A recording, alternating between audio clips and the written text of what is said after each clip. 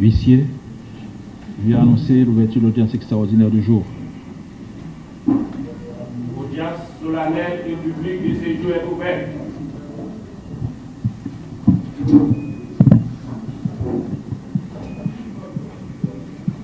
Ministère public. Merci, Président. Au terme de l'article 75 du décret loi du 22 août 1995 relatif à l'organisation judiciaire, le ministère public requiert au président de la Cour de déclarer ouverte l'année judiciaire 2023-2024. Merci.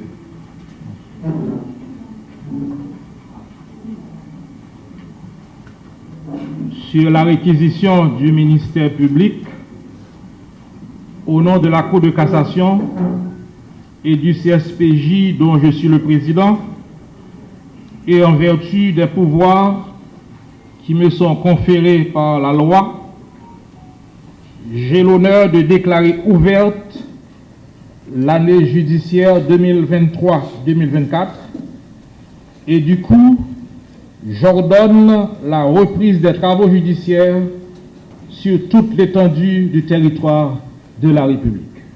Merci.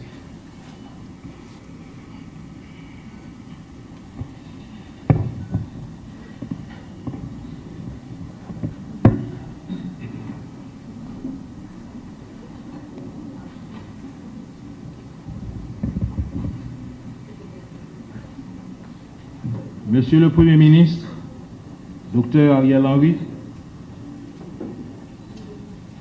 Mesdames, Messieurs les membres du cabinet ministériel, Madame, Messieurs les représentants du Haut Conseil de transition, Messieurs les directeurs et membres du cabinet du Premier ministre, Messieurs les conseillers du CSPJ, Monsieur le vice-président de la Cour de cassation, Monsieur le commissaire et substitut du commissaire du gouvernement près la Cour de cassation de la République,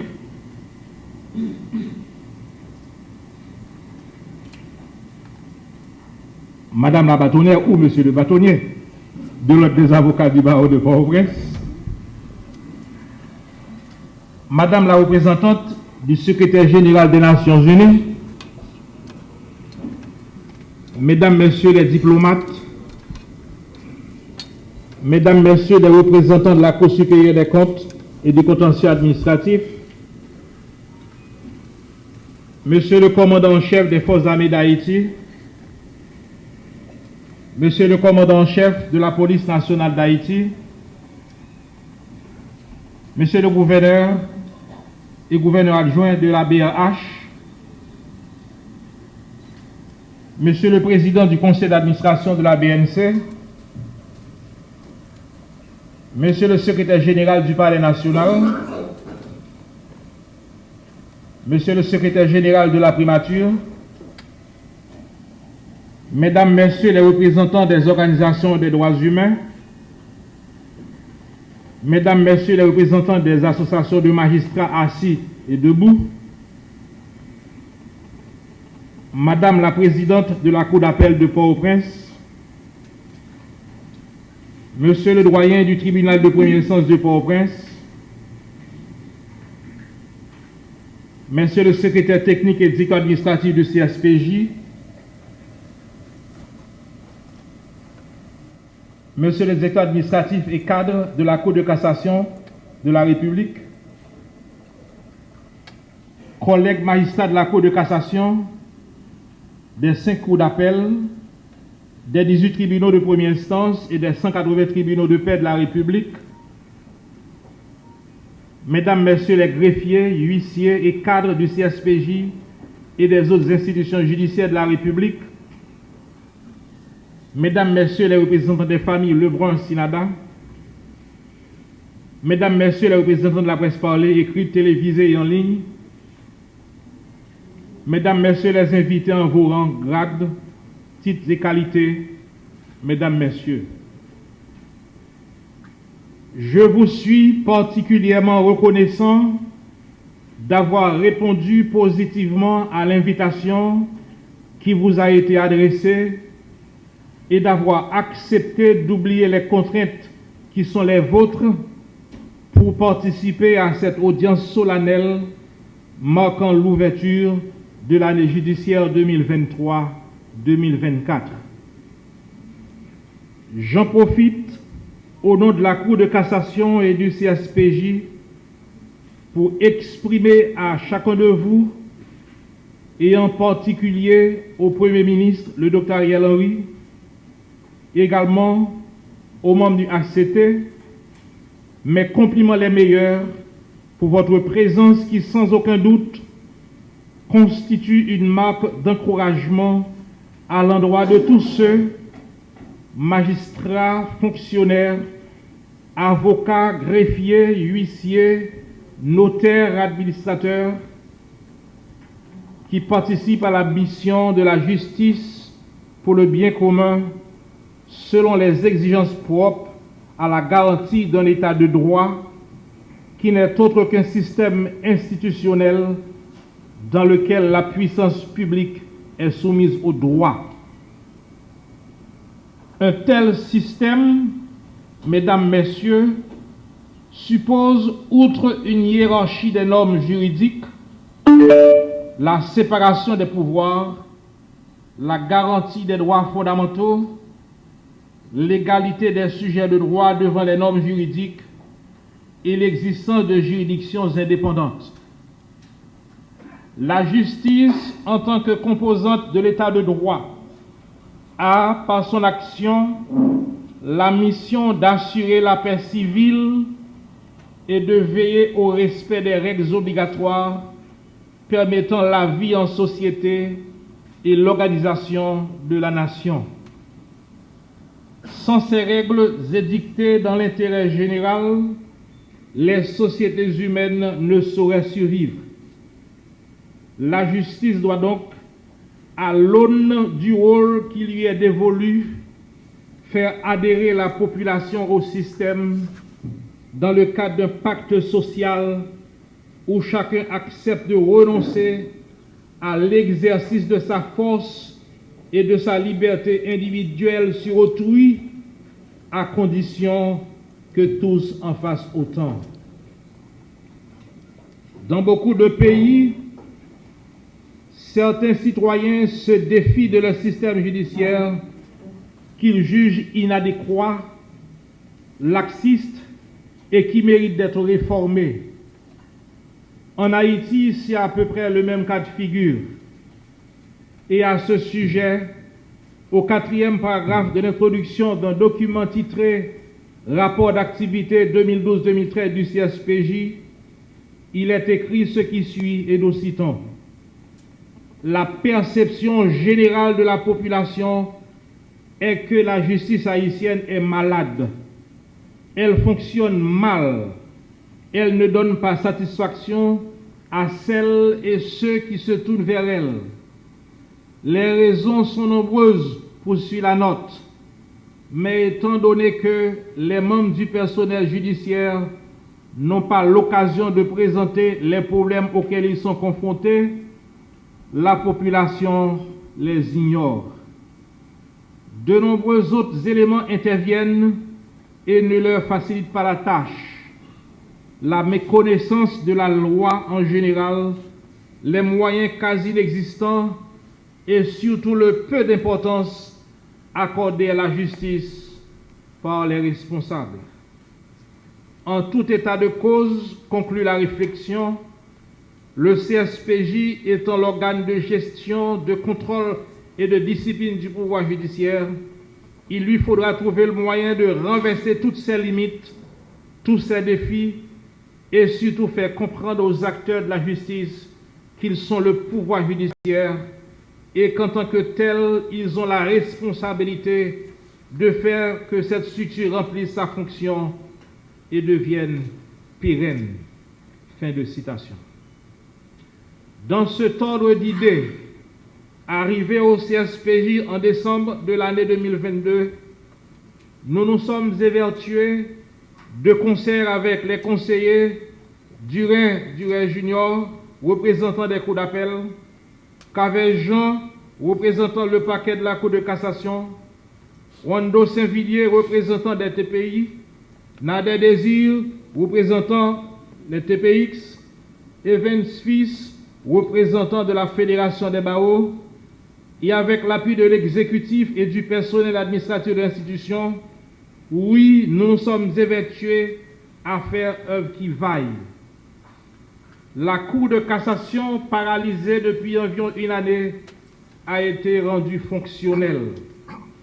3 opérations de certification, respectivement en janvier, juin et septembre 2023, avec pour résultat 88 magistrats certifiés et 37 non certifiés, ont été réalisées.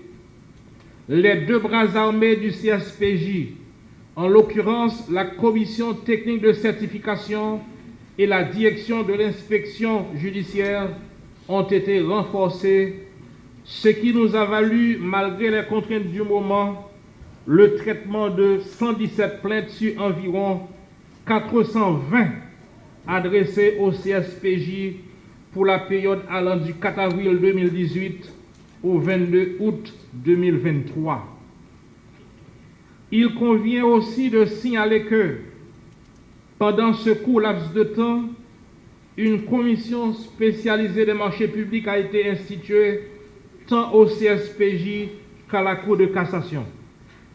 Par ailleurs, dans le cadre d'une série de formations qui seront organisées dans les 18 juridictions du pays, un programme de 2 jours sur les techniques d'investigation en matière de violence sexuelle en partenariat avec le Haut Commissariat aux droits de l'homme des Nations Unies et l'École de la magistrature a été récemment tenu au profit de 28 magistrats issus des juridictions des tribunaux de première instance du Cap-Haïtien, de Fort-Liberté et de la Grande Rivière du Nord.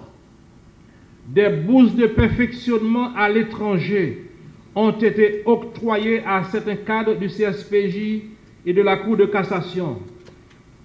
Un guide de déontologie pour les magistrats vient d'être publié. La mise en réseau de nos cours et tribunaux à travers un programme dénommé JICAJ.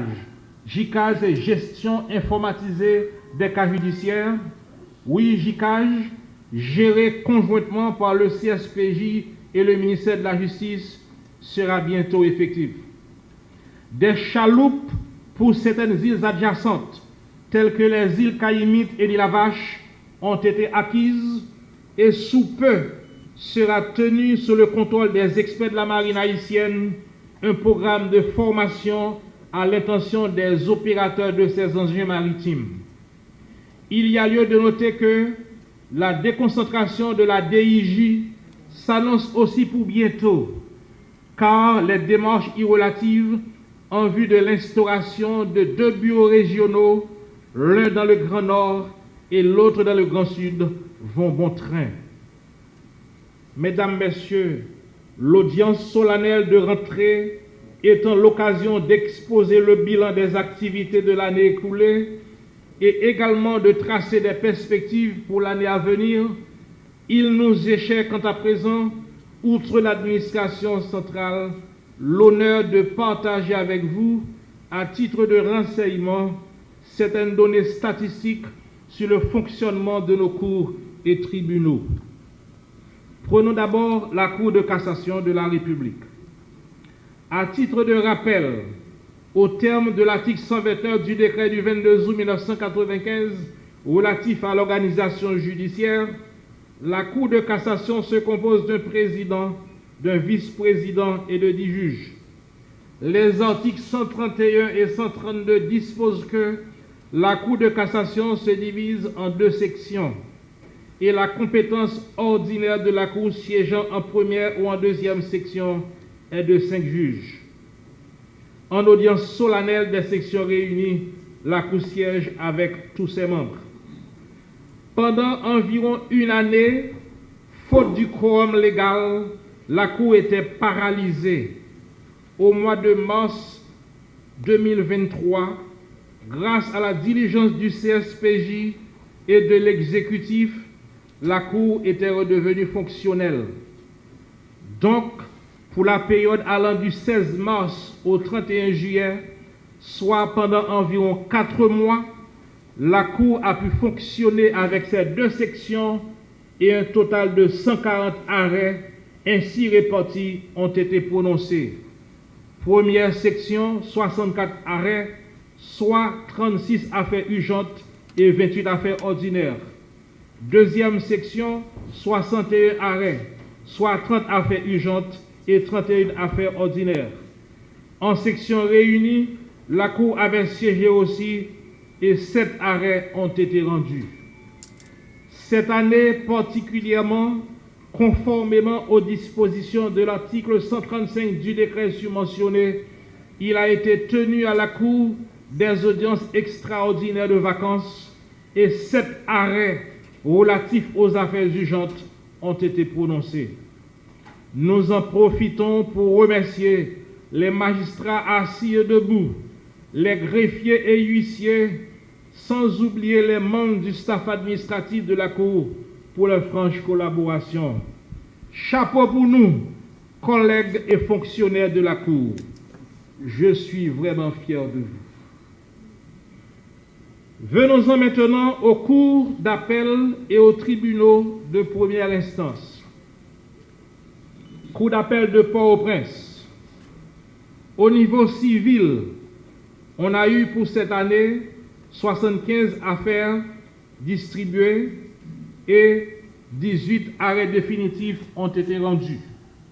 Affaires urgentes, 71 affaires distribuées et 22 arrêts définitifs ont été prononcés. Affaires commerciales et de loyer, 6 affaires distribuées et 2 arrêts définitifs ont été prononcés. Sur le plan pénal, 8 affaires ont été distribuées et 4 arrêts définitifs ont été prononcés, ce qui donne un total de 160 affaires distribuées et 46 arrêts définitifs rendus. Il faut noter que pendant les vacances, 2 arrêts ont été rendus à l'extraordinaire par la Cour d'appel de Port-au-Prince. Cour d'appel de Hinche, au civil, 14 affaires distribuées et 1 arrêt définitif. Affaires urgentes, 8 affaires distribuées, 4 arrêts définitifs.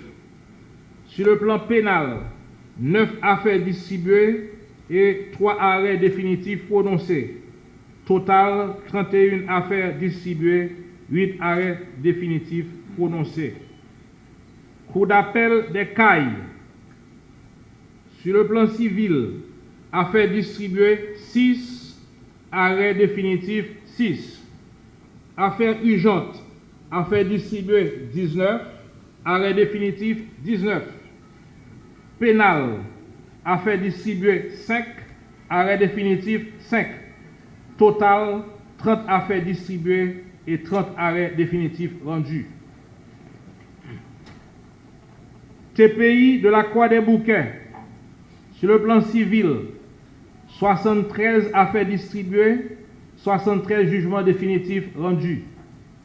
Référé, 126 affaires distribuées, 126 jugements définitifs prononcés. Correctionnel, 39 affaires distribuées, 39 jugements définitifs prononcés. Criminel, 7 affaires distribuées, 7 jugements définitifs rendus. Habeas corpus, 34 affaires distribuées, 34 jugements définitifs rendus. Total affaires distribuées, 279, et jugement définitif prononcé 279. 25 ordonnances de clôture au niveau des cabinets d'instruction par le TPI de la Croix des Bouquets. TPI des Coteaux, civil, 15 affaires distribuées, 15 jugements définitifs rendus. Divorce, 6 affaires distribuées, 6 jugements définitifs rendus. Référé, 17 affaires distribuées, 17 jugements définitifs rendus. Correctionnel, 12 affaires distribuées, 12 jugements définitifs prononcés. Au criminel, 31 affaires distribuées, 31 jugements définitifs prononcés. Habeas corpus, 12 distribués et 12 jugements prononcés. Total, 93 affaires distribuées et 93 jugements définitifs rendus ou prononcés pour le TPI de Coteaux. TPI de Hinche, civil, 56 affaires distribuées, 56 jugements définitifs prononcés. Divorce, 4 affaires distribuées, 4 jugements définitifs rendus. Référé, 20 affaires distribuées, 20 jugements définitifs rendus. Correctionnel, 145 affaires distribuées, 145 jugements définitifs rendus. Criminel, 36 affaires distribuées, 36 jugements définitifs rendus. Habeas corpus, 36 affaires distribuées, 36 jugements définitifs prononcés. Affaires de travail, 3 affaires distribuées, 3 jugements définitifs rendus. Total affaires distribuées pour TPI de Hinche, 300 et jugements définitifs rendus, 300. Et 54 ordonnances de renvoi et 4 de non-lieu par les cabinets d'instruction. TPI de Jacques Bel, affaires de divorce, 64 affaires distribuées, 64 jugements définitifs rendus. Référé, 74 affaires distribuées, 74 jugements définitifs prononcés. Correctionnel, 46 affaires distribuées, 46 jugements définitifs rendus. Criminel, 23 affaires distribuées, 23 jugements définitifs prononcés. Habeas corpus, 25 affaires distribuées, 25 jugements définitifs rendus. Affaires de travail, 1 affaire distribuée et 1 jugement définitif rendu. Total pour TPI de Jacmel, 233 affaires distribuées, 233 jugements définitifs prononcés. Ordonnance de clôture pour TPI de Jacmel, 61. TPI de Port-au-Prince, civil, 40 affaires distribuées et 40 jugements définitifs rendus. Divorce des Haïtiens, 660 affaires distribuées, 660 jugements définitifs rendus. Divorce des étrangers, 33 affaires distribuées, 33 jugements définitifs rendus. Référé, 623 affaires distribuées, 623 jugements définitifs rendus. Correctionnel, 45 affaires distribuées, 45 jugements définitifs prononcés. Criminel sans jury, 73 affaires distribuées, 73 jugements définitifs prononcés. Habeas corpus, 80 affaires distribuées, 80 jugements définitifs. Commercial et loyer, 7 et jugement 7. Total pour le tribunal de première instance de Port-au-Prince, 1561 affaires distribuées et 1561 jugements définitifs prononcés et 31 ordonnances de clôture par les cabinets d'instruction. TPI de Miagouane, au civil, 33 affaires distribuées, 21 jugements définitifs. Divorce, 10 jugements prononcés, 0. Référé, 27 affaires distribuées, 27 jugements définitifs. Correctionnel, 32 affaires distribuées, 32 jugements définitifs. Criminel, 80 affaires distribuées, 50 jugements définitifs. Habeas corpus, 1 affaire distribuée et 1 jugement définitif. Affaires de travail, 4 affaires distribuées et 4 jugements définitifs. Soit un total de 187 affaires distribuées et 135 jugements définitifs prononcés. Pour les cabinets d'instruction, 50 ordonnances de clôture. TPI de Petit Goave, au civil, 36 affaires distribuées, 36 jugements définitifs. Divorce, 19 affaires distribuées, 19 jugements définitifs. Référé, 35 affaires distribuées, 35 jugements définitifs. Correctionnel, 47 affaires distribuées, 47 jugements définitifs. Criminel, 25 affaires distribuées, 25 jugements définitifs. Habeas corpus, 14 affaires distribuées, 14 jugements définitifs. Affaires de travail, 5 affaires distribuées, 5 jugements définitifs. Total pour TPI de Petit Goave, 181 affaires distribuées et 181 jugements définitifs prononcés. Et 67 ordonnances de renvoi et 18 de non-lieu pour les cabinets d'instruction TPI de Petit Goave. TPI des Gonaïves. On n'a que ces données pour le TPI des Gonaïves, c'est-à-dire pour le criminel, 41 affaires distribuées, 41 jugements définitifs prononcés. Total, 41 jugements pour le TPI des Gonaïves. TPI de Saint-Marc. Au civil, affaires distribuées, 25. Jugement définitif, 2. Affaires de divorce, 43. Jugement définitif, 30. Référé, 45. Jugement définitif, 30. Correctionnel, 103. Jugement définitif, 69. Criminel, 34. Jugement définitif, 25. Habeas corpus, 17. Jugement définitif, 7.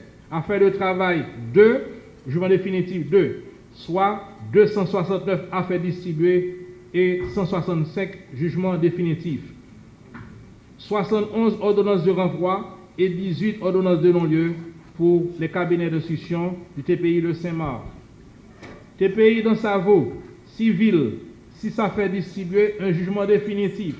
Divorce, 2 affaires distribuées, 2 jugements définitifs. Référé, 1 affaire distribuée, un jugement définitif. Correctionnel, 31 affaires distribuées, 20 jugements définitifs. Criminel, 68 affaires distribuées, 40 jugements définitifs. Total, 108 affaires distribuées et 64 jugements définitifs pour TPI dans Savo. Et 31 ordonnances de renvoi et 3 de non-lieu pour les cabinets d'instruction. Et enfin, TPI d'Aquin. Au civil, 15 affaires distribuées, 15 jugements définitifs. Référé, 11 affaires distribuées, 11 jugements définitifs. Correctionnel, 9 affaires distribuées, 9 jugements définitifs. Criminel, 17 affaires distribuées, 17 jugements définitifs. Habeas corpus, 18 affaires distribuées, 18 jugements définitifs. Total, 70 affaires distribuées et 70 jugements définitifs pour TPI d'Aquin et 60 ordonnances de clôture pour les cabinets d'instruction. Mesdames, Messieurs, malgré les difficultés du moment, nos collègues magistrats de la Cour de cassation, des cours d'appel, des tribunaux de première instance et des tribunaux de paix se sont débattus comme le diable dans un bénitier pour donner un minimum de satisfaction à nos justiciables. À l'occasion de ma prestation de serment le 22 novembre dernier, comme président du CSPJ de la Cour de cassation, j'avais partagé avec l'auditoire un certain nombre de défis à relever dans le système pendant les 5 prochaines années, 22-27, à savoir la subordination et la politisation de la justice, les épineux problèmes fonciers, l'accessibilité à une justice fiable et équitable, la formation continue des magistrats et du personnel de justice, la rénovation de nos cours et tribunaux, l'intégration de beaucoup plus de femmes dans la magistrature, la réduction de la détention préventive prolongée, la mise en réseau de nos cours et tribunaux, la relance et la modernisation de la Cour de cassation, et enfin la sécurisation des acteurs et des bâtiments du système. 10 mois après, où en sommes-nous? Mesdames, Messieurs, à l'heure actuelle, nous ne pouvons nous enorgueillir d'avoir réalisé des choses extraordinaire. Les résultats obtenus sont loin d'être satisfaisants et nous en sommes conscients. Cependant, tenant compte des contraintes et des obstacles qui jonchent leur chemin, il me revient en cet instant solennel de présenter mes plus vives félicitations aux différents acteurs du système, magistrats, avocats, greffiers, huissiers, policiers, cadres des cours et tribunaux, pour le travail accompli dans des conditions si difficiles et avec si peu de moyens. Et j'en profite pour remercier l'exécutif représenté par le PM, le Dr Ariel Henry, les honorables conseillers du CSPJ, la Cour supérieure des comptes et du contentieux administratif, la Commission nationale des marchés publics, sans oublier les amis de la communauté internationale pour leur soutien et leur encouragement à l'occasion de l'élaboration et de l'exécution de ces projets. Je voudrais terminer mes propos de ce matin en paraphrasant Mme Chantal Arens qui, lors de son installation comme première présidente de la Cour de cassation française, après avoir cité Albert Camus dans L'homme révolté, a écrit « La vraie générosité envers l'avenir consiste à tout donner au présent ». Elle a invité son auditoire à être généreux, ensemble et maintenant. Ces propos conclusifs constituent mes vœux à partager avec l'auditoire et mes collègues magistrats pour la nouvelle année judiciaire. Soyons généreux, ensemble et maintenant, collègues magistrats, envers notre système judiciaire. Je le répète, soyons généreux, ensemble et maintenant, envers notre système judiciaire, car son futur dépendra en grande partie des actions que nous aurons posées aujourd'hui. Son futur dépendra en grande partie des actions que vous et moi nous aurons posées aujourd'hui. Bonne année judiciaire à toutes et à tous. Je vous en remercie.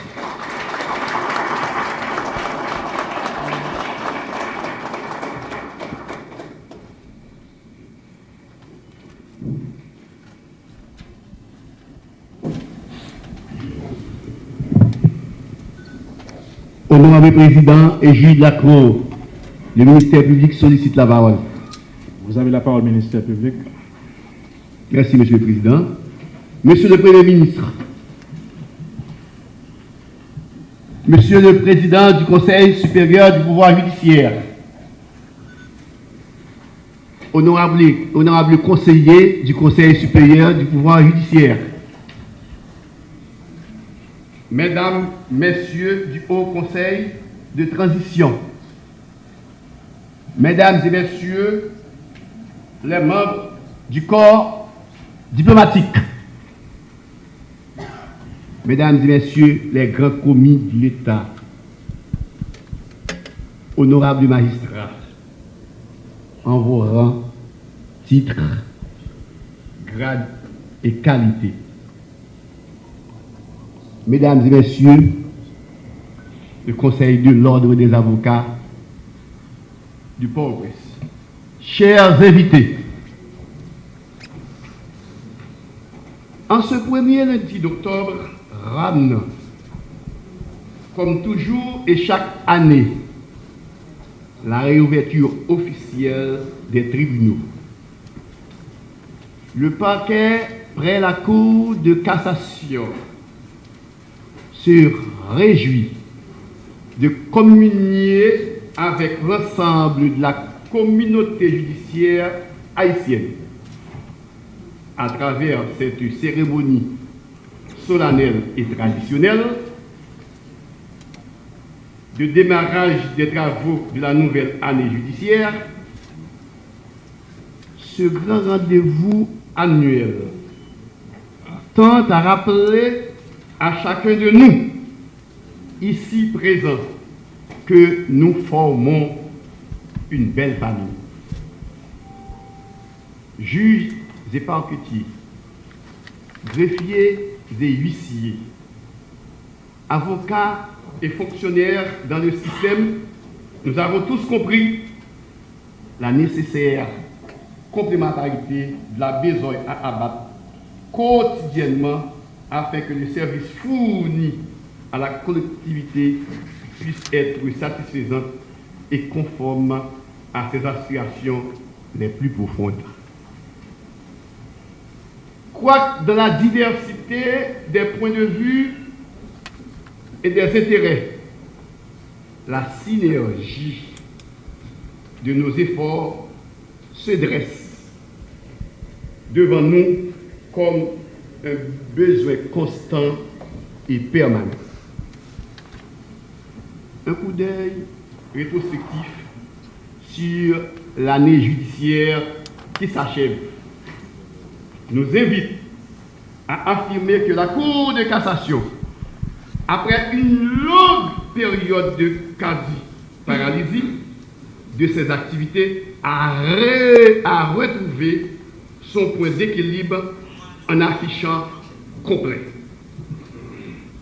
En ce qui concerne le nombre de juges devant assurer son effectif conformément aux lois en vigueur. Cela, grâce au leadership et au dévouement du Premier ministre Ariel Henry, ayant compris que c'est un impératif primordial et national de mettre fin au dysfonctionnement de la Cour de cassation. Les résultats de cette démarche, longtemps attendus, n'ont pas tardé à se faire sentir. En effet, de nombreux dossiers en souffrance ont fini par être traités à la satisfaction des justiciables. Les arrêts rendus ont significativement grimpé en comparaison aux périodes antérieures. À cette phase des débats, je salue le dynamisme extraordinaire du président de la Cour de cassation, magistrat Jean-Joseph Lebrun, ainsi que les louables efforts des infatigables juges de cette Cour. Charité bien ordonnée commence par soi-même.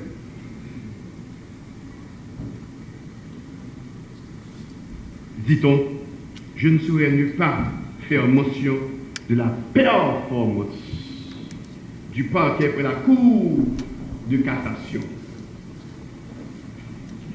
Donc, je suis le primus inter pares.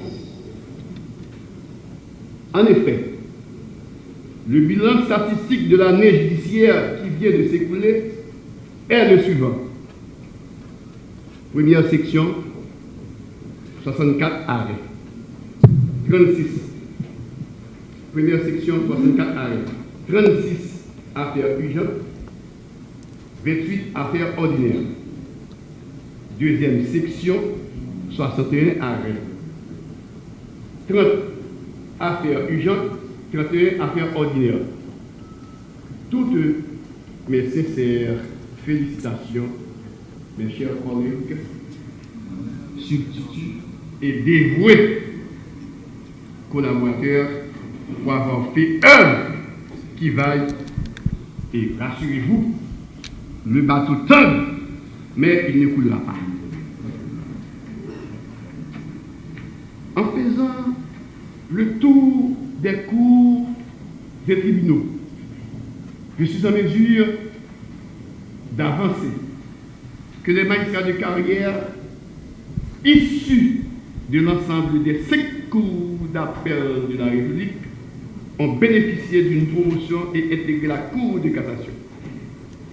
Parallèlement, les magistrats des tribunaux de première instance ont pu accéder à un statut supérieur par leur nomination à la Cour d'appel.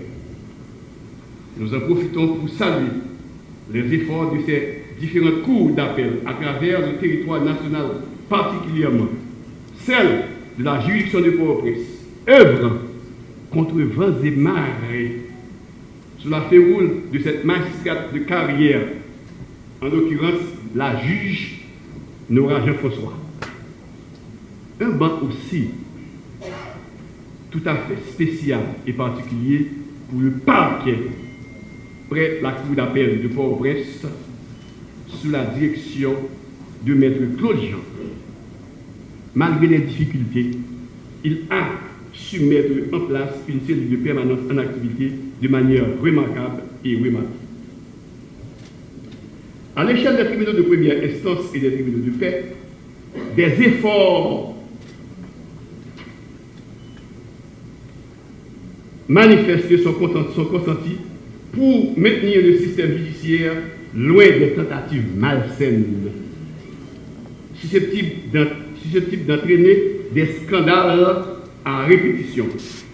Nous exhortons chacun des honorables magistrats à toujours se démarquer des voies avilissantes, à rester dans le droit chemin pour le bon fonctionnement de ce secteur qui a tant besoin de sérénité et d'harmonie. En outre,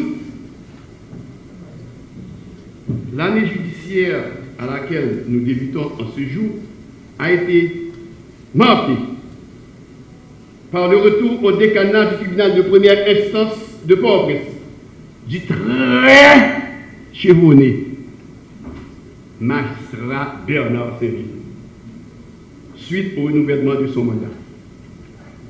Nous vous exhortons, monsieur le doyen, à renforcer le dispositif en place en dépit de la précarité des moyens disponibles, de concert avec le commissaire du gouvernement, en vue d'obtenir de meilleurs résultats dans la lutte contre la détention préventive prolongée, qui est assimilable à un cancer rongeant le système judiciaire haïtien.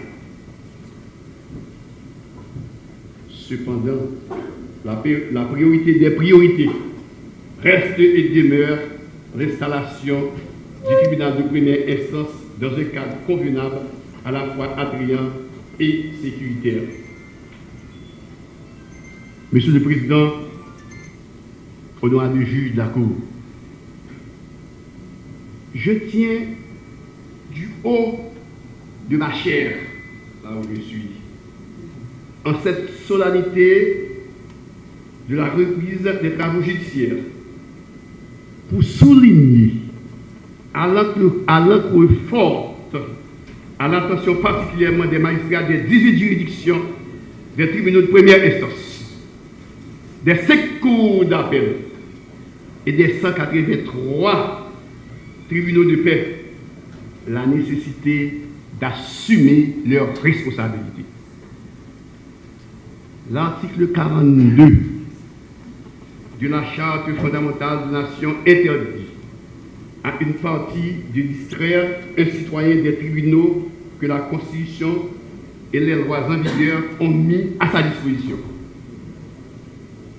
Enfin, il n'est pas superflu de faire le rappel à tout un chacun que lorsqu'une procédure de réquisition en masse est enclenchée, le déshonneur est jeté sur tous les juges du tribunal concerné. La loi leur permet de réparer cet affront et d'obtenir réparation pour les préjudices par un subi par une action en dommages et intérêts, lorsque cette réquisition serait déclarée irrecevable par la Cour de cassation. Sous votre foi, cette procédure est utilisée à tort et à travers afin de faire passer le temps, faire durer le plaisir, surtout lorsque la partie estime que le bon droit n'est pas de son côté. Et c'est ce que je qualifierais de dilatoire, de mauvais aloi. Mesdemoiselles, Mesdames, Messieurs, je prends un réel plaisir en tant que chef du parquet près la Cour de cassation de la République au nom de mes collègues, confrères collaborateurs pour remercier particulièrement le Premier ministre, le ministre de la Justice, les autres ministres ici, les autres ministres présents dans cette enceinte, les grands dignitaires de l'État, les magistrats en leur rang, titre et qualité, les représentants diplomatiques des pays amis, les cadres et employés de l'administration publique, des tribunaux et cours, les représentants de la société civile, les journalistes de la presse parlée, écrite et télévisée, d'avoir abandonné un tantinet toutes vos activités pour nous apporter le réconfort de votre chaude présence. La Cour de cassation, par mon organe, vous est reconnaissant et c'est un signal avant-coureur que l'année judiciaire 2023-2024 s'ouvre sous d'heureux auspices. Bonne année judiciaire à tous. Merci.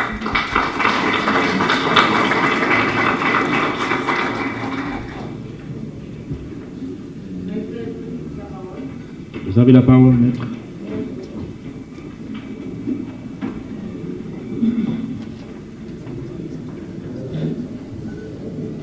Honorable magistrat, conformément aux dispositions du droit réglementant l'exercice de la profession d'avocat, notamment l'article 47, troisième alinéa du décret du 29 mars 1979, les articles 11, 12, 13, 13.1, 13.2 et 14 des règlements intérieurs du barreau de Port-au-Prince, adopté le 1er octobre 2014 et entré en vigueur le 1er novembre 2014, le bureau électoral, au terme du vote de l'Assemblée générale des avocats, tenu le vendredi 29 septembre 2023 à l'hôtel Montana, pour les postes de bâtonnier, de secrétaire, de trésorier et de conseiller, a déclaré vainqueur les avocats Patrick Pierre-Louis, Max Stanley Lafortune, Weber Paul, respectivement, au poste de bâtonnier, de secrétaire et de trésorier, et au poste de conseiller, Paul Rachel M. Archange Cadet, Marie-Esther Félix, Rosebert Augustin, Jean-Bernard Churon, Joseph Price M. Ducasse, Paul-Édouard Ternier, Blair Chéry, Marc Sonny Charles, Carlo Nordeus, Marie F. Misley Gilles et Maître Claudie Marsan. Aussi, en ma qualité de bâtonnier sortant, je relève le Conseil de l'ordre 2021-2023 de ses fonctions et je déclare investir de ses fonctions nouvelles le Conseil 2023-2025. Avec votre permission, magistrat, je vous demande de faire appeler Maître Patrick Pierre-Louis pour la passation du bâton. Okay. Vous voulez faire appeler Maître Patrick Pierre-Louis? Maître Patrick Pierre-Louis. Maître Patrick Pierre-Louis. Maître Patrick Pierre-Louis. Okay. Monsieur le bâtonnier de l'ordre des avocats de Port-au-Prince, c'est avec honneur et un sentiment de fierté que je vous transmets solennellement le bâton, symbole de pouvoir que je vous invite à utiliser avec courage, fermeté et sagesse.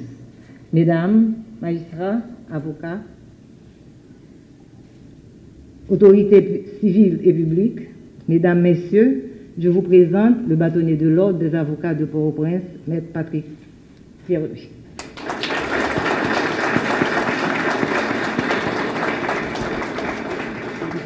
À ce titre, il revient au bâtonnier de l'ordre des avocats de prononcer les mots de circonstance.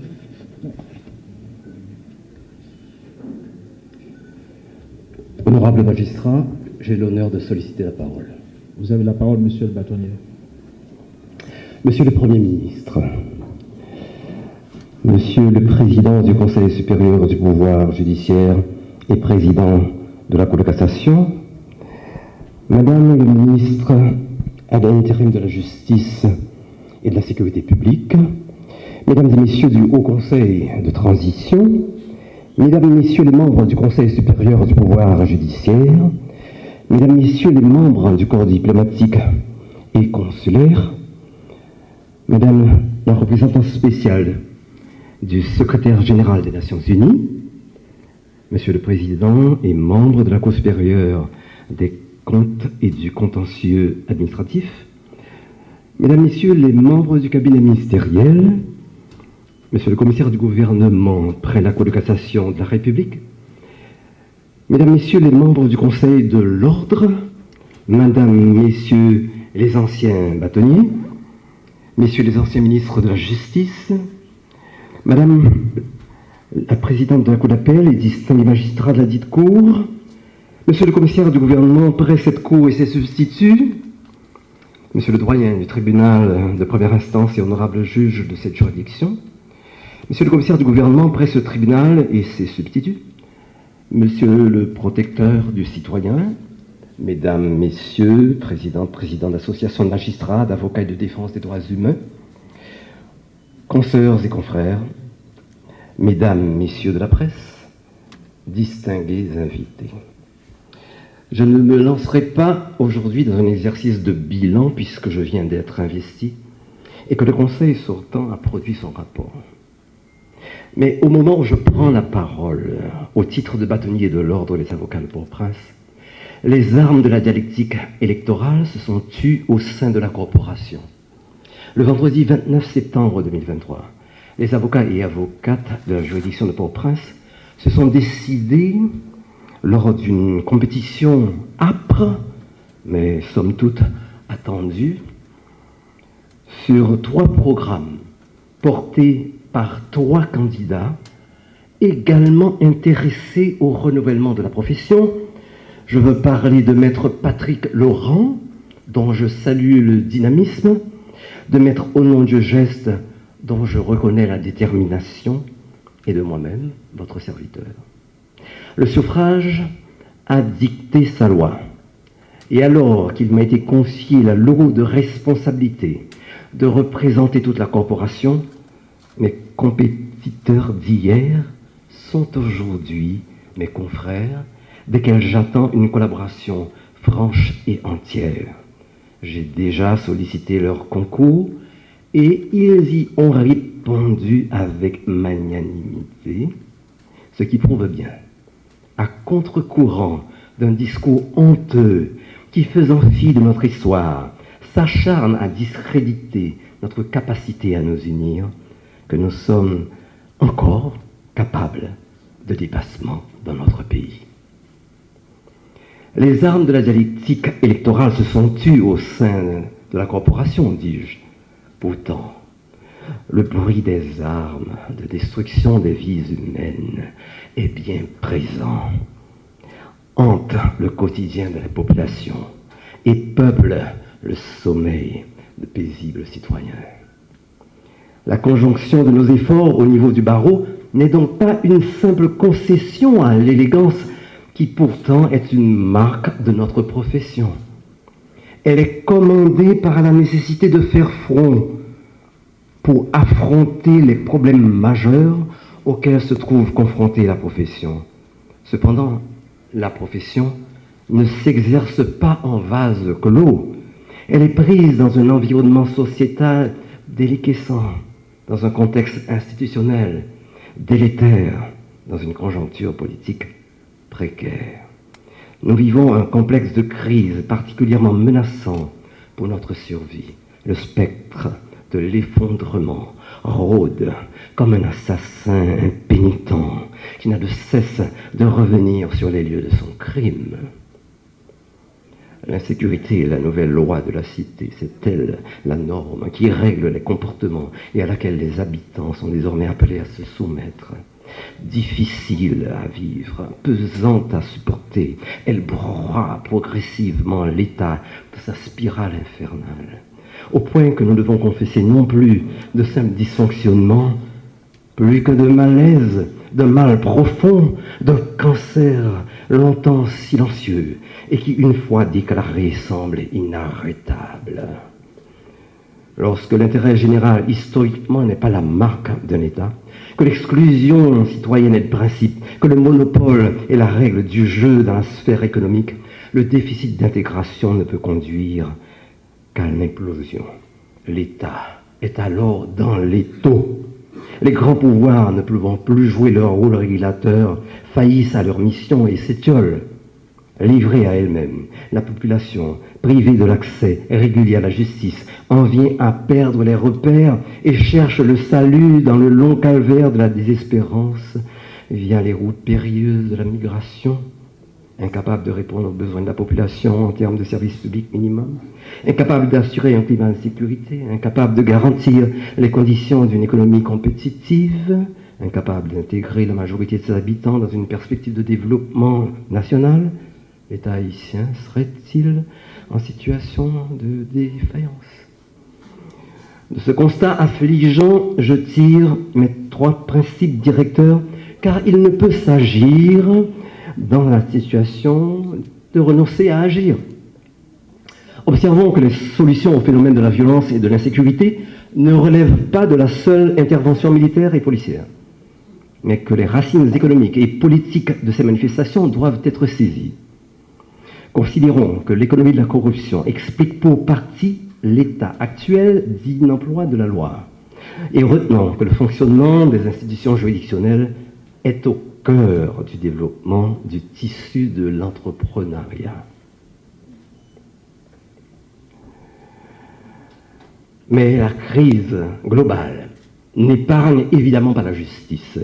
De fait, dans ce secteur spécifique, le bilan des 2 dernières années est particulièrement affligeant pour la corporation, certes, mais également pour les justiciables qui en subissent les contre-coups. En premier lieu, la profession a été marquée, elle l'est encore, par une situation d'extrême précarité, notamment en raison du fonctionnement erratique de la justice. Je pense aux grèves à répétition, notamment aux différents dysfonctionnements. Les jeunes avocats sont ceux qui en font le plus les frais, mais aucun membre de la profession n'est véritablement épargné. Notons qu'à date, le palais de justice n'a jamais été délocalisé. Et ce, en dépit de multiples démarches des 3 précédents conseils auprès des autorités concernées. Nul doute qu'il s'agit là d'une situation préjudiciable à l'image de la justice. Notons également que le barreau n'a toujours pas de local fixe depuis que le périmètre du bicentenaire a été déclaré zone de non-droit. Dans un autre registre, une relative hostilité semble prévaloir dans les relations entre les avocats exerçant leur rôle de défenseurs et les officiers de police judiciaire. Il y a là lieu de chercher à baisser cette tension au plus vite, car bien que leurs fonctions soient différentes, elles concourent à l'œuvre de justice. En plus de ces problèmes qui compromettent ou rendent malaisé l'exercice de la profession, des difficultés internes viennent en parasiter le cours régulier. Il convient de signaler un afflux non régulé de nos confrères en provenance des autres juridictions. Certes, sous ce rapport, les dispositions administratives existent et les permis de plaider sont régulièrement obtenus moyennant l'accomplissement de formalités administratives auprès du barreau d'accueil. Pourtant, plusieurs de ces confrères échappent aux contraintes réglementaires. En l'espèce, le soutien du décanat et du parquet devrait aider à l'application des règlements du Conseil en la matière. Des efforts sont déployés en ce sens, mais une plus grande rigueur est nécessaire en l'occurrence. Au-delà de ces dysfonctionnements qui perturbent la régularité de la justice en entachant sa moralité, on a vu dans la même période le libre exercice de la profession de plus en plus compromis par un retournement de situation peu ordinaire. L'avocat qui est appelé à défendre la veuve et l'orphelin se trouve lui-même pris pour cible et doit chercher à se protéger tant soit peu pour exercer sa fonction. Sous ce rapport, est-il besoin de rappeler les multiples actes d'enlèvement et d'assassinat dont nos consoeurs et confrères ont été victimes? Si les cas d'assassinat et de séquestration des membres de la corporation semblent relever d'une situation générale, d'autres paraissent ciblés.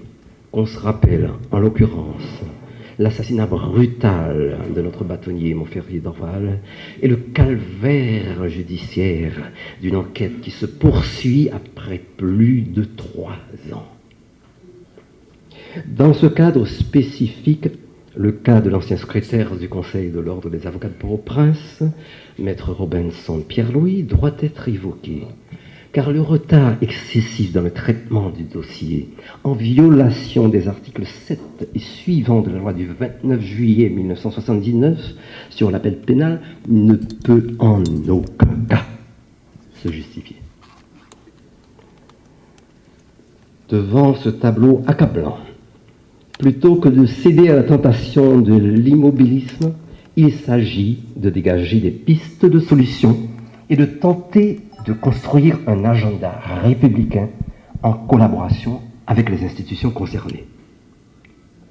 D'abord, pour sortir de l'enlisement actuel, il faut revenir à la normalité du fonctionnement des tribunaux. En la circonstance, le principe des 2 vacations prévu par la loi sur l'organisation judiciaire devrait être appliqué. Dans le cadre procédural, les décisions doivent être rendues dans le délai légal. Les garanties judiciaires respectées, les ordonnances d'habeas corpus exécutées. Apparemment, les chiffres judiciaires ne coïncident pas totalement avec le discours que nous avons eu le plaisir d'écouter antérieurement. De notre côté, nous avons conçu 4 axes programmatiques prioritaires pour rehausser le barreau. En premier lieu, nous allons œuvrer à la protection et au développement de la profession. La chronique des dysfonctionnements qui affectent la juridiction de Port-au-Prince montre une dérégulation de l'exercice de la profession, emportant des retombées négatives sur son image. À cet effet, la gouvernance de la profession sera renforcée. On entreprendra de redynamiser le processus de délocalisation du palais de justice et du barreau, de rétablir le respect intégral des normes d'exercice de la profession de la juridiction avec le concours de la Fédération des barreaux d'Haïti ainsi que du décanat et du parquet. On favorisera l'ascension professionnelle des jeunes avocats et avocates en réorganisant et rationalisant les stages de concert avec les cabinets existants, en mettant en place un programme de mentorat et de soutien à leur intention et en renforçant les programmes d'échange avec les barreaux étrangers, en particulier ceux de la région. En deuxième lieu, nous allons nous atteler à moderniser le cadre d'exercice de la profession, encore régi par le décret de 1979 et marqué par un certain archaïsme et un dispositif institutionnel dépassé. Les transformations de la profession d'avocat au XXIe siècle, l'accès croissant des jeunes à la profession d'avocat en Haïti, l'intégration juridique régionale et internationale méritent d'être prises en compte. L'apparition de la Fédération des barreaux d'Haïti crée un nouveau cadre qu'il convient d'organiser. Ces différents aspects doivent impérativement être considérés aujourd'hui. Il s'agit ainsi de mettre la profession en cohérence avec les standards internationaux et de favoriser l'intégration juridique régionale et internationale. En troisième lieu, le barreau doit rester le dernier rempart qui élève le droit lorsque les institutions se délitent. Il faut donc que soient garanties les conditions de son indépendance. En ce sens, tout en contribuant à veiller aux atteintes à la légalité, nous allons entretenir des relations transparentes avec les pouvoirs publics et renforcer l'éthique dans la profession. Enfin, nous allons œuvrer au renforcement de la culture juridique. Les problèmes majeurs de gouvernance que connaît le pays aujourd'hui affectent particulièrement les institutions judiciaires et emportent des effets négatifs sur l'exercice de la profession. Or, le retour à une certaine normalité institutionnelle passe nécessairement par le renforcement de la formation chez les jeunes avocats et avocates et par l'extension de la connaissance du droit au sein de la société. Une telle entreprise doit s'appuyer tant sur les initiatives internes que sur les programmes de coopération externe. L'objectif poursuivi, en l'occurrence, est de consolider la formation dans les différentes branches du droit et de favoriser ainsi l'ascension professionnelle des jeunes avocats et avocates. Mais la connaissance du droit au sein de la société est essentielle pour provoquer de nouveaux réflexes en matière de résolution de conflits. Nous mettrons donc à cet effet en place un programme d'éducation à la citoyenneté. Pour transformer le présent, il faut pouvoir se représenter l'avenir. Me fondant sur cette perspective, je convie les autorités étatiques, encore dépositaires des fonctions essentielles, les acteurs sociaux, au fondement de notre légitimité politique, à s'inscrire avec nous dans la défense du droit, car la lutte pour l'égale application de la loi est l'affaire de tous. Nous souhaitons une bonne année judiciaire à tous les acteurs et personnels du système. Je vous remercie de votre attention.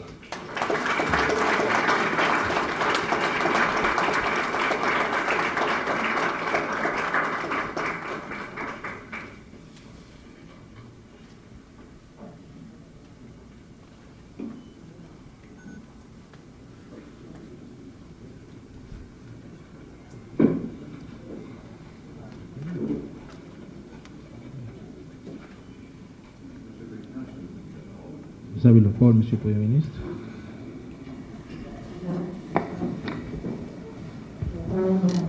Asseyez-vous, merci.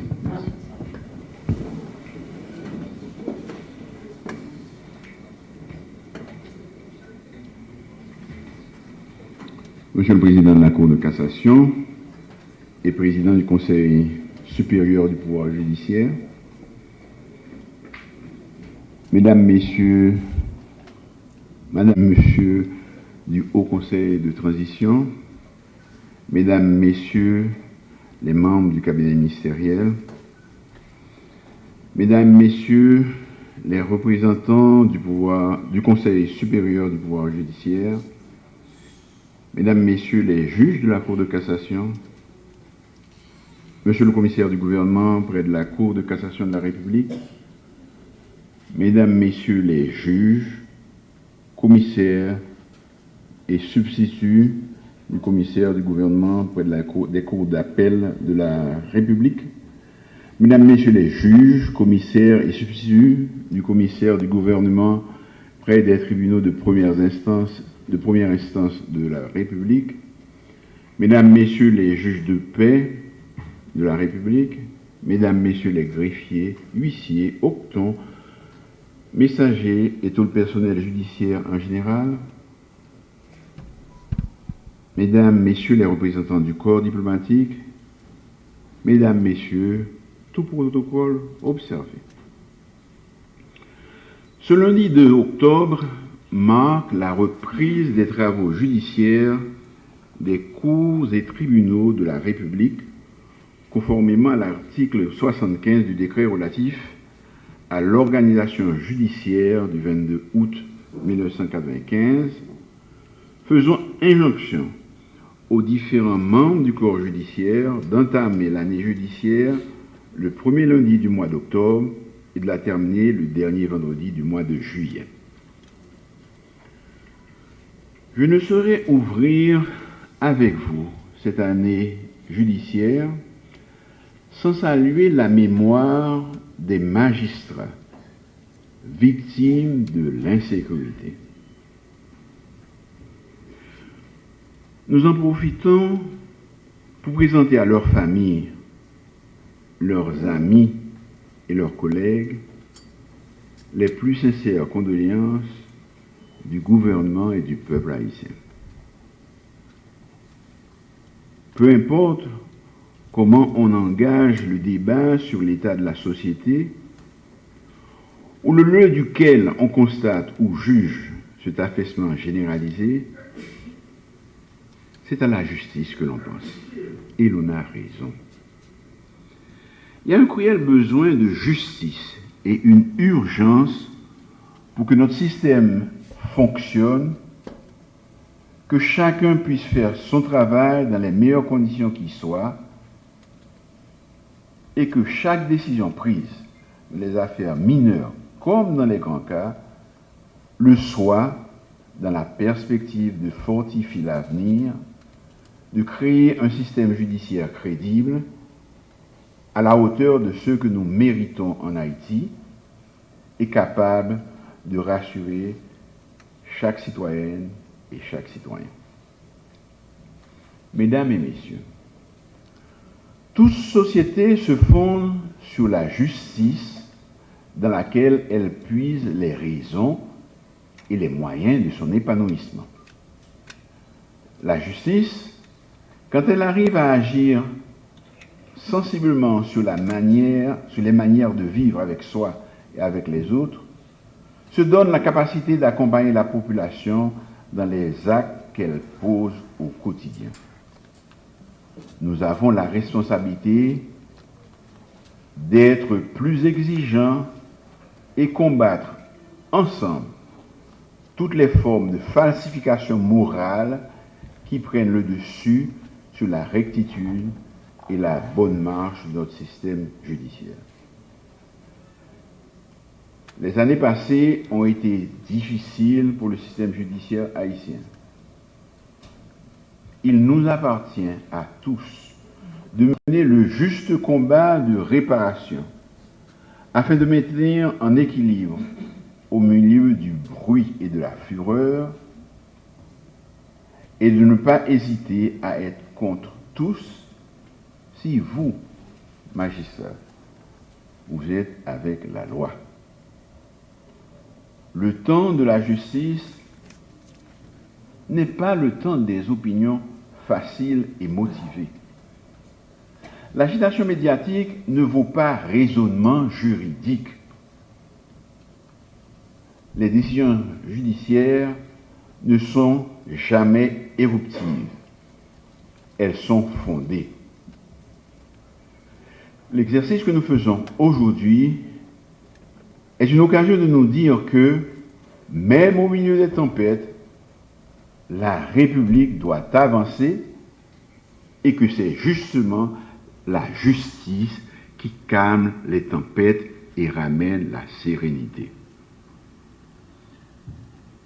Il n'est jamais superflu de rappeler le rôle crucial que jouent les tribunaux dans notre besoin de vivre dans l'harmonie. Il est toutefois urgent de renforcer les tribunaux pour en finir avec l'impunité et la détention préventive qui prend des proportions alarmantes et laisse le champ libre à des pratiques arbitraires. Les chiffres de la détention préventive prolongée sont encore trop élevés, en dépit des efforts qui sont en cours pour pallier à ce problème majeur. Nous devons nous engager avec plus de force et de passion dans le renforcement des institutions chargées de l'administration de la justice et de la protection de l'ordre public. Il n'y a que votre investissement personnel qui permette à la population de reprendre confiance dans la capacité de la justice de garantir l'ordre, le respect des lois sur tout le territoire, ainsi que l'aménagement des conditions idéales pour des relations interpersonnelles de qualité entre tous les membres de notre communauté. Seule la justice bien distribuée nous aidera à devenir plus fraternels et à protéger tout le monde et surtout à voler au secours de nos sœurs et frères défavorisés, fragiles et faibles. On ne doit pas perdre de vue que beaucoup de conventions, d'accords et de traités nous lient avec la communauté internationale.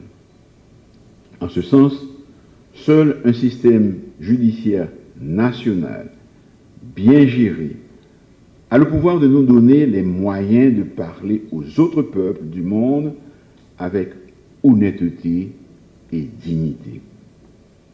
La justice et les valeurs qu'elle promeut nous aident à être plus forts, plus cohérents et plus impliqués au niveau international. Mesdames, Messieurs, je veux profiter de cette audience solennelle pour souhaiter à tous les membres de l'appareil judiciaire haïtien une bonne et heureuse année judiciaire, malgré les conditions difficiles dans lesquelles fonctionne le système judiciaire haïtien. Dois-je ajouter que la réforme de notre système judiciaire est une tâche de longue haleine qui devra retenir l'attention de tous les gouvernements.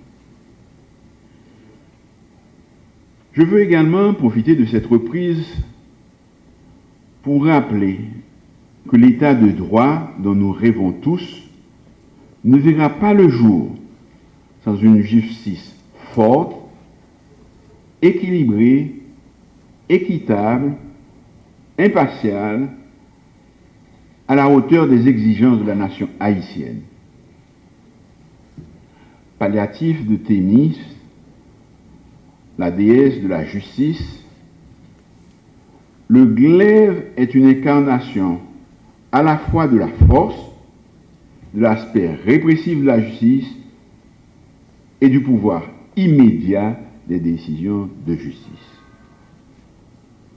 Mesdames, Messieurs, ce lundi 2 octobre 2023 pourrait également nous permettre de faire le bilan non seulement des activités judiciaires 2022-2023, mais aussi celui de nos comportements comme membres de l'appareil judiciaire haïtien, objet de critiques acerbes et de dénigrement, malgré les efforts consentis par beaucoup de juges, commissaires et certains membres de ce corps.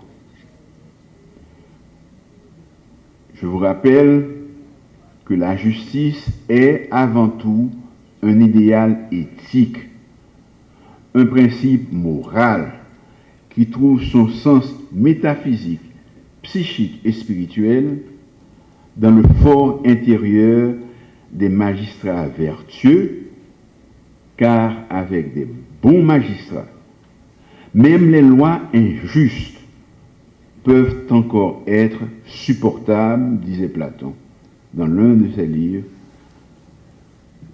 dans l'un des livres de son œuvre, majeure, La République. Mesdames, Messieurs,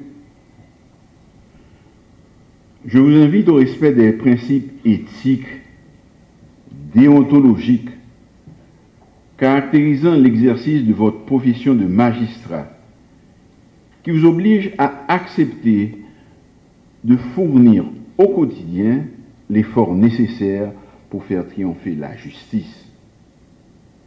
En réalité, énormément de choses pour le bon fonctionnement de la justice dépendent des magistrats.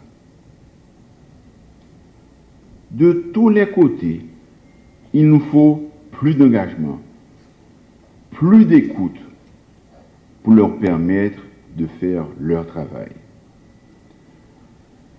La situation de la justice haïtienne est alarmante, comme nous l'avons expliqué précédemment.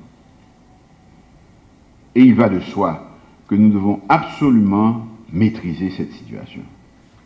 Pour ce, il nous faut, tous ensemble, analyser chacun des paramètres qui entravent la distribution saine de la justice. Ensemble, nous devons apporter également des corrections. Pour la reprise des travaux des cours et tribunaux de la République pour cette année judiciaire 2023-2024, c'est mon message le plus profond à l'endroit des magistrats, car, dois-je le rappeler, l'éthique des magistrats est une garantie pour les justiciables, et incite la confiance de tous dans le système judiciaire haïtien.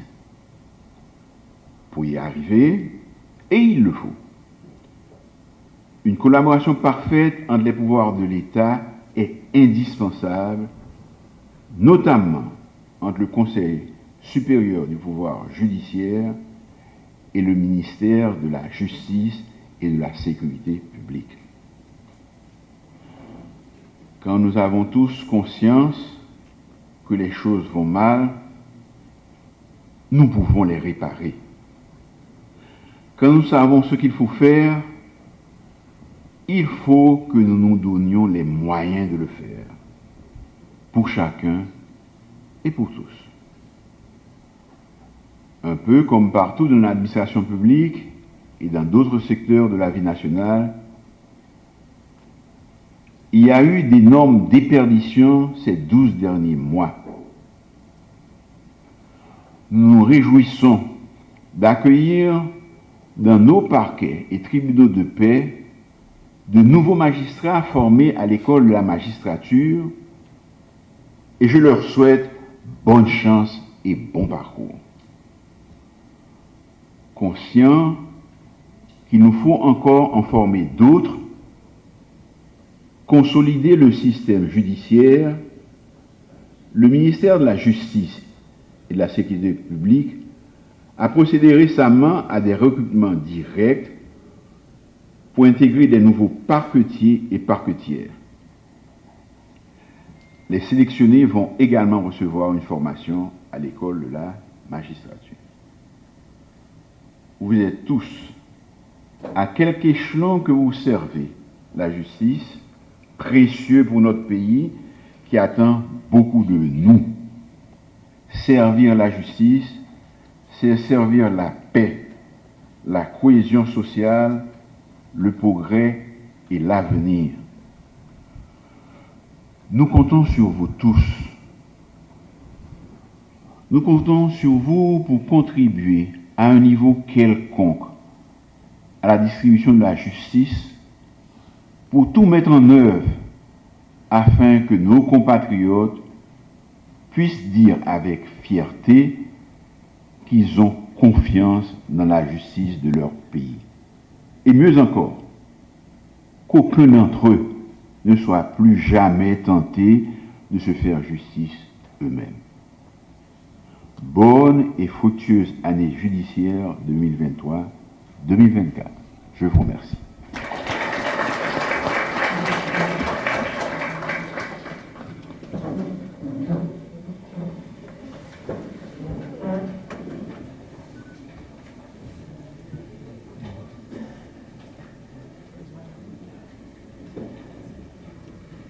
Plus rien n'étant à l'ordre du jour, la Cour ferme l'audience et lève le siège. Encore une fois, heureuse année judiciaire à toutes et à tous. Merci.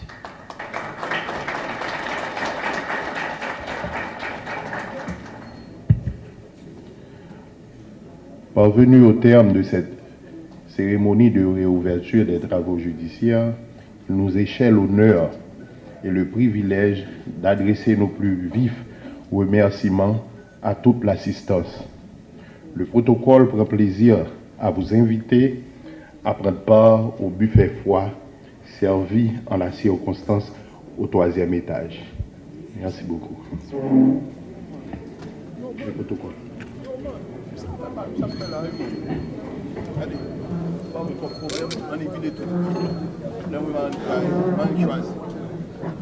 Yo, man. Regarde, ils sont morts. Hein? On va pas sérieux. Comment ça me fait? Qu'est-ce que ça me fait?